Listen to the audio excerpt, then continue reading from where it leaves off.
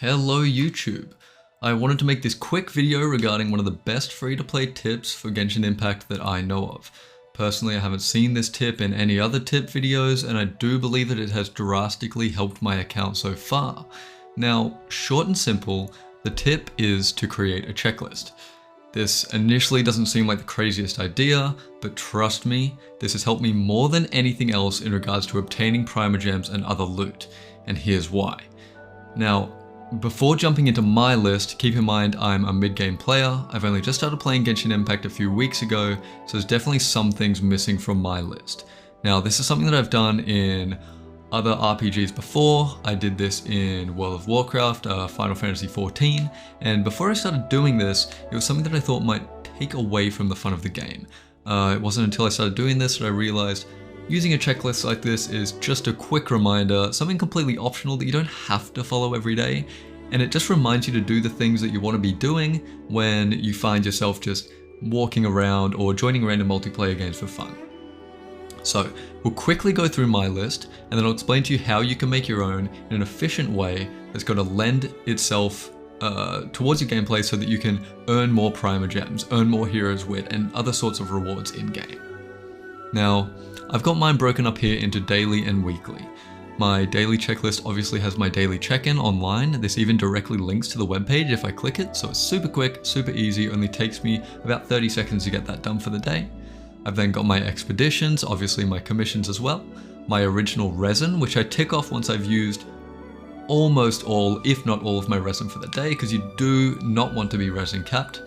Online event, because currently there is an online event running that I can earn some Primogems through. My Seren teapot that I'd like to check on each day. In-game events, that's another big one, plenty of Primogems to be had. The Serai Island Cat Shrine.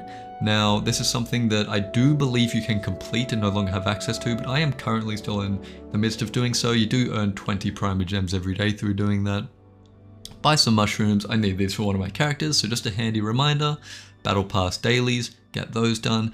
Claiming story requests is more just a reminder for myself, because I very often forget to claim them and they just sit there. Weekly, I've got some of the weekly bosses listed. Obviously your bounties and reputation quests. I'd like to buy out the Boo Boo Pharmacy because some of those supplies can be used for essential materials, and then just hitting the Battle Pass weekly limit. Now, these Battle Pass ones, they're constantly ticked for me at this point because I've completed the Battle Pass for the current chapter, I guess, so I don't need to be doing these each day or each week. Now, the best part about this tip, and the number one thing about running a checklist in a game like this, is that it is customizable. If a new event begins, or I no longer need to be doing something every day, or there's a new thing that I want to be doing, a new boss that I want to be actively farming maybe every day, or a certain domain to get things for a certain character, I can simply put in a line break and add a new item in the list to do, right? Each day I can check it off. When I come back the next day, I uncheck everything, start fresh, super handy, and I can change it as simply as that. Now, I have set this document up here in Notion. I have made it look kind of pretty. It's pretty easy to customize as well. If you would like a link to duplicate my own and then customize it for yourself, I can share that, put it in the description below. If I get one comment asking, because one comment on this video would be great enough, I'll upload that for you guys. So you guys can actually duplicate this template, make your own changes to it and work with it on the fly. Good thing about Notion as well, it's available on both PC and mobile, so if you are playing on your phone, you can still check that same Notion list. Now, the number one bit of advice I would give you for using a checklist like this in Genshin Impact, or any game for that regard, is don't feel obliged to follow it through and through every time. Especially if you're adding lots of things to your list and you're not necessarily in the mood to do certain grinds that day. Don't feel like you have to check every single thing off before you can go do a new quest or go do something you want to enjoy. These are just there as reminders, and something that I find helpful is to put them in order of priority.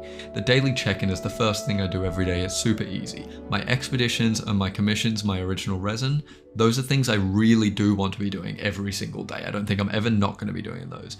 Towards the bottom though, I've got my mushrooms, Serai Island Cat Shrine, stuff like that. Things that if I don't have the time or I really don't feel like it, I'm not going to feel necessarily bad for not doing so. That applies to the weekly list as well. Obviously the weekly list is a bit more lenient because you have more time to do these things, but you'd be surprised how quickly this checklist can add up if you don't keep it in check. So try and focus on the main things that can earn you primer gems, things that can earn you hero's wit, things that can earn you fragile resin, you know, that sort of thing. If there's any advice you'd give me for my checklist, I'd love to hear that as well. But so far using this checklist has honestly made my day-to-day Genshin